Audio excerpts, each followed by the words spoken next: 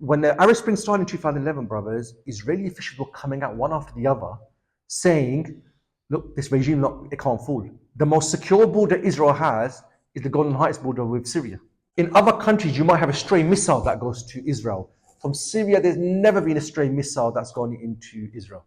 And the reason why the Allah did this is if we maintain cordial relations with Israel, that will give us good relations with America, then these guys won't overthrow us. They just have to manage the internal population. And that's how these guys survived. Israel did have a problem with Syria. The problem was different though. They liked Bashar and his father from the perspective they maintained the Golden Heights. But the problem with them is Syria's relationship with Iran. That was always a problem for them. So that's why during the last 13 years, Israel regularly carried out strikes in Syria against Hizbollah, against Islamic Revolutionary Guards. They never targeted the regime. They had no problem with the regime, but they had a problem with the regime relationship. And that's why, brothers, what has Israel done the day the regime's fallen?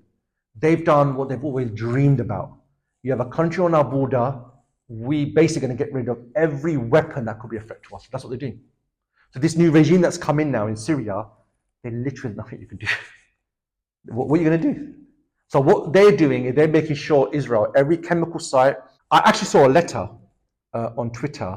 This is from one of the prisons. It was a letter from an intelligence officer in Syria, even had a stamp on, to Israel on the Iranian sites within Syria.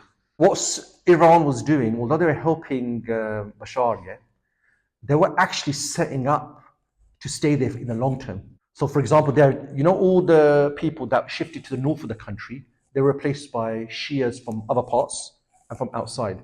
Iran was basically setting up bases to remain there for a long time, which if you're Bashar, it's like, thank you for your help, but time for you to go now. That's not what they're planning to do. In fact, Hizbollah now has learned the hard way. Hizbollah's whole leadership got taken out.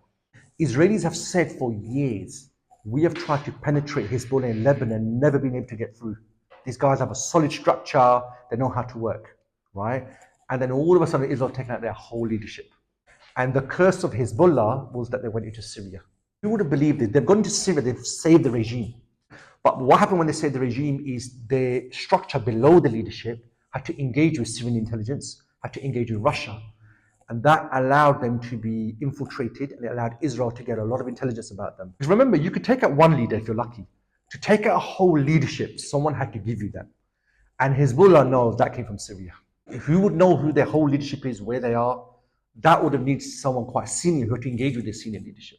If you think about it, brothers, they're probably thinking, we saved the regime, look at how great we are. And look at how that's turned into their menace now. Now the whole leadership's gone. So Hezbollah can't even come and save them.